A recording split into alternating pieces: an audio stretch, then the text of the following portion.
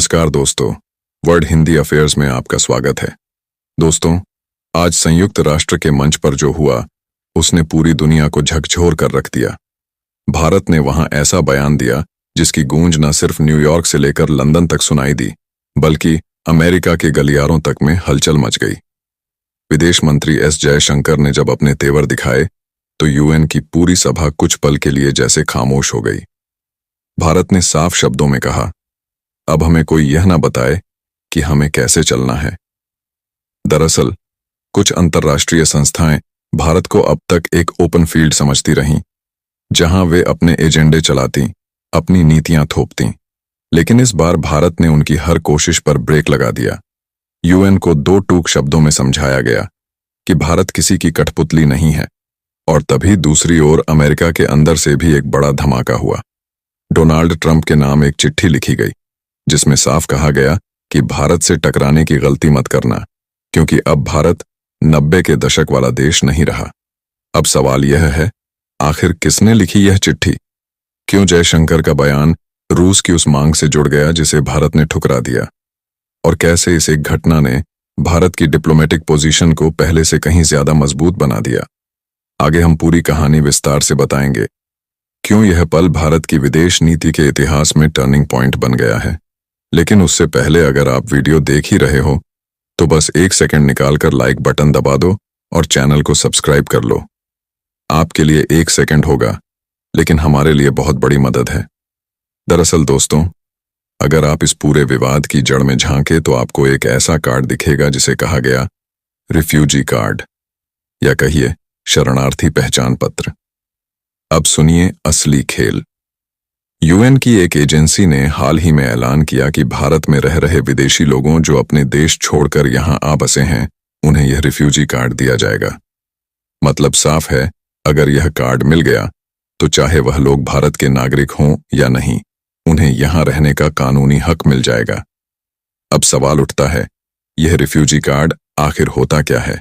देखिए, यह एक ऐसा पहचान पत्र है जो यूएन उन लोगों को देता है जो अपने देश में किसी डर, हिंसा या उत्पीड़न की वजह से भागकर दूसरे देश में शरण लेते हैं। सुनने में बात शायद इंसानियत से जुड़ी लगे, लेकिन भारत के लिए यही कार्ड एक नई मुश्किल बन सकता है, क्योंकि अगर इस नियम को यूं ही लागू कर दिया गया तो लाखों अवैध प्रवासी भारत में कानूनी शरणार्थी बन जाएंगे और फिर उन्हें निकालना लगभग नामुमकिन हो जाएगा। दोस्तों, अब जरा समझिए असली मुद्दा क्या है। यूएन का कहना है कि इस कार्ड का मकसद सिर्फ एक है, दुनिया को यह बताना कि जिस इंसान के पास ये कार्ड है उसे अंतर्राष्ट्रीय सुरक्षा की जरूरत है। मतलब वो इंसान कहीं ना कहीं मदद का हकदार है। यूएन के एक अधिकारी ने तो यहां तक कह दिया कि जिनके पास यह कार्ड है उन्हें मानवीय आधार पर हर देश में शरण मिलनी ही चाहिए, चाहे वह शरण भारत में मांगे या किसी और मुल्क में। लेकिन बस यहीं से भारत को आपत्ति शुरू हो गई।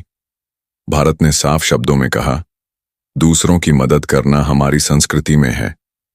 जरूरतमंद को छत और काम देना इंसानियत है। पर इसका मतलब यह नहीं कि पूरी दुनिया के शरणार्थियों को बसाने की जिम्मेदारी सिर्फ भारत के सिर पर डाल दी जाए। भारत ने कहा, हम पहले ही लाखों शरणार्थियों का बोझ उठा रहे हैं, अब और कितना?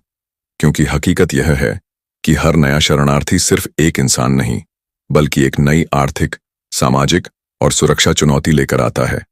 दोस्तों, अब जरा सोचिए, एक देश जो पहले ही 146 करोड़ लोगों की जरूरतें पूरी करने में लगा है, वह और कितनों का बोझ उठाएगा?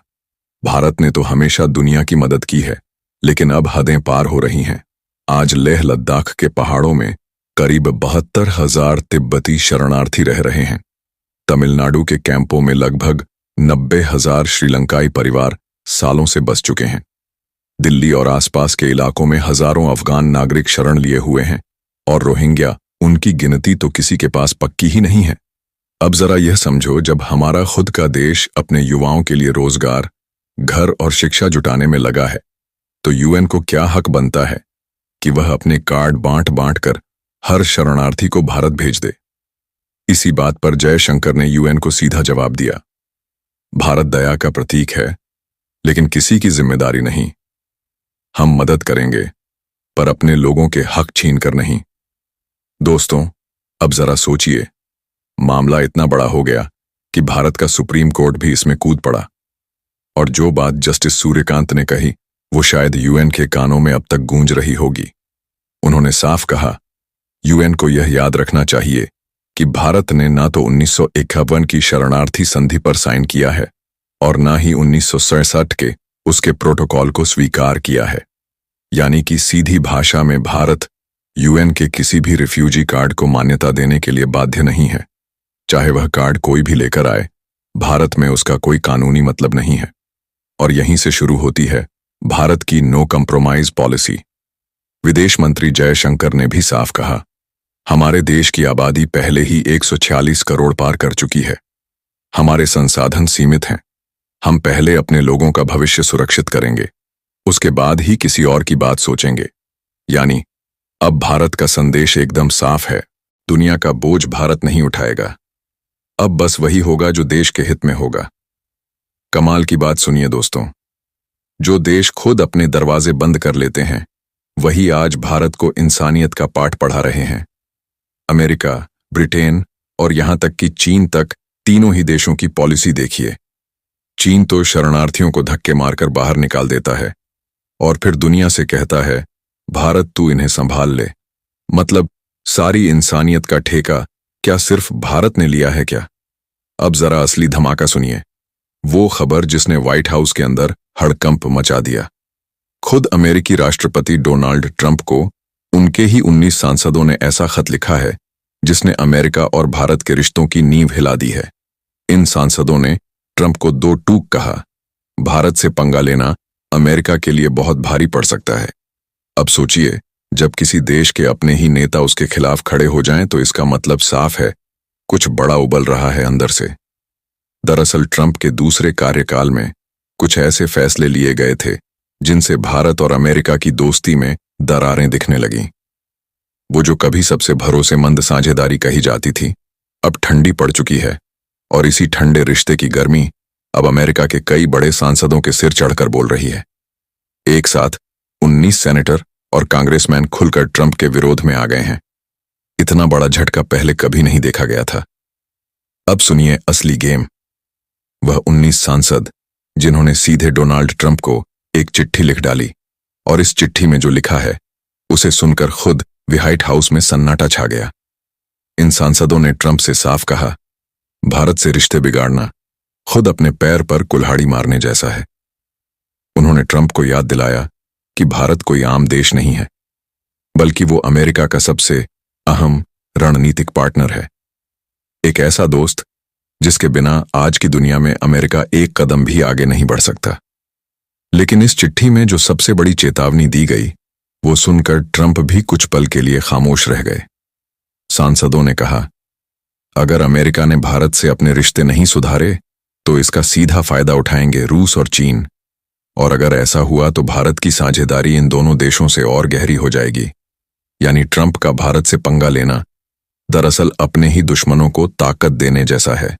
अब सवाल यही है, क्या ट्रंप अपने ही सांसदों की इस चेतावनी को मानेंगे या फिर वह वही करेंगे जो हमेशा करते आए हैं, पहले आग लगाना और फिर खुद तमाशा देखना। इसके अलावा दोस्तों, रूस से जो खबर निकल कर आई है उसने पूरी दुनिया के बड़े बड़े नेताओं की नींद उड़ा दी है। एक ऐसी मीटिंग हुई है जिसने पुरानी दुश्मनियों को धुंधला कर दिया और पुराने दोस्तों के बीच नई दीवारें खड़ी कर दी। अब जरा सोचिए, एक ही टेबल पर बैठे थे भारत, रूस, चीन, पाकिस्तान और अफगानिस्तान के प्रतिनिधि। मंच वहीं था, लेकिन हर देश के इरादे बिल्कुल अलग। मुद्दा था अफगानिस्तान का भविष्य, लेकिन इसके पीछे छिपा एजेंडा कहीं ज्यादा गहरा था। मीटिंग खत्म होने के बाद जब सभी देश लौटने को थे, तभी हुआ वह पल जिसने सबका ध्यान खींच लिया। भारत ने भी उस संयुक्त बयान पर अपनी मुहर लगा दी।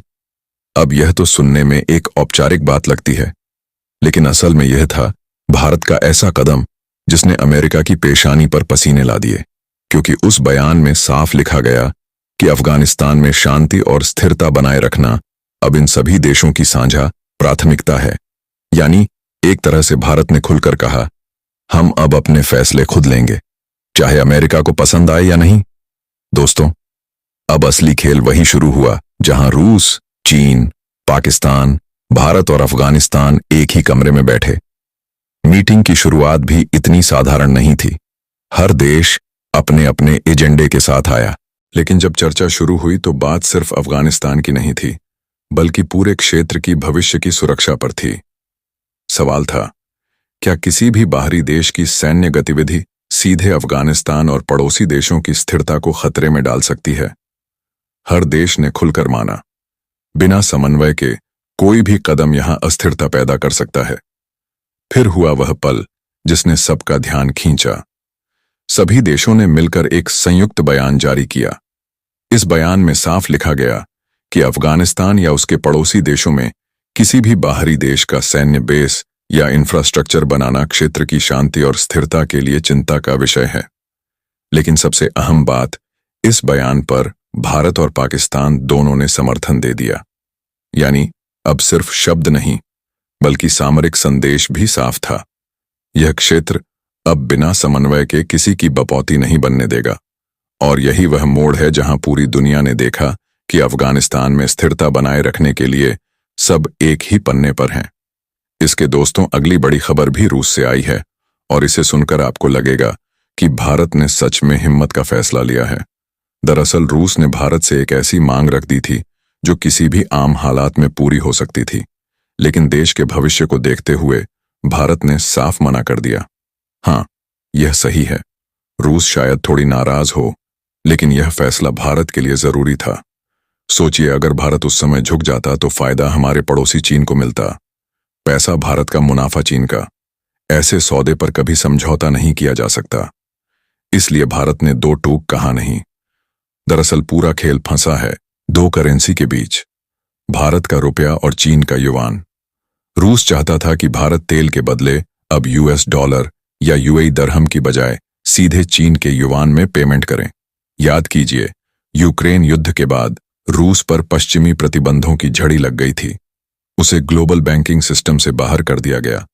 ऐसे में भारत के लिए डॉलर में पेमेंट करना लगभग नामुमकिन हो गया था। इस जटिल स्थिति को हल करने के लिए दोनों देशों ने क्रिएटिव रास्ता निकाला। अब भारत और रूस ने मिलकर व्यापार करना शुरू किया, यूएई के दरहम और चीन के युआन में। इससे न सिर्फ व्यापार चलता रहा, बल्कि भारत ने देश का फायदा और सुरक्षा दोनों सुनिश्चित कर लिया। दोस्तों, यह जो कदम भारत ने रूस के सामने उठाया, वह शॉर्ट टर्म सॉल्यूशन तो था, लेकिन इसके पीछे रणनीति लंबे समय की सोच छिपी हुई थी। सोचिए, भारत ने साफ कहा, तीसरे देश की करेंसी में क्यों भुगतान करें? इससे उनकी अर्थव्यवस्था मजबूत होती है, हमारी नहीं। सच तो यह है कि कच्चे तेल के पेमेंट ने पूरा खेल रोका हुआ था, लेकिन भारत के पास पहले से ही तैयार रास्ता था। मसाले हो, कपड़े हो, ज्वेलरी, सॉफ्टवेयर या अनाज, सब कुछ रुपए और रूबल में ट्रांसफर हो रहा है। आरबीआई ने रूस के लिए वॉस्ट्रो अकाउंट भी खोले हैं। भारत का तर्क साफ है, अगर हम आज पीछे हट गए तो रुपया कभी ग्लोबल करेंसी नहीं बन पाएगा। याद कीजिए, अमेरिका और चीन की करेंसी भी एक समय पर नई ही थी। उन्होंने भी जोखिम उठाया, अपनी मुद्रा को मार्केट में उतारा, और तभी जाकर आज उनका प्रभाव विश्व स्तर पर है। भारत ने रूस को साफ कह दिया, अब अमेरिका या चीन की करेंसी में कमीशन देना बंद। अब वक्त है अपनी अर्थव्यवस्था और अपनी करेंसी को मजबूत बनाने का। हो सकता है शुरुआती समय में थोड़ी दिक्कत हो, लेकिन जब दुनिया के देश रुपए में लेन देन करने लगेंगे, तभी यह भारतीय मुद्रा एक ग्लोबल करेंसी बनेगी। दोस्तों, अब वक्त सोचने का नहीं, एक्शन लेने का है, क्योंकि बात अब बहुत साफ है। भारत अब किसी के इशारे पर नहीं चलेगा, हमने तय कर लिया है। तेल का भुगतान अब हमारी अपनी करेंसी में होगा, न कि चीन के युआन में। और रूस को भी साफ संदेश, अब अमेरिका या चीन की करेंसी में कमीशन का खेल खत्म। सोचिए जरा, कब तक हम दूसरों के सिस्टम में फंसे रहेंगे? कब तक उनकी करेंसी को मजबूत करते रहेंगे और अपनी को कमजोर देखते रहेंगे? अब वक्त आ गया है भारत की आर्थिक आजादी का। अब वक्त है रुपये को ग्लोबल बनाने का, भारत को आत्मनिर्भर बनाने का।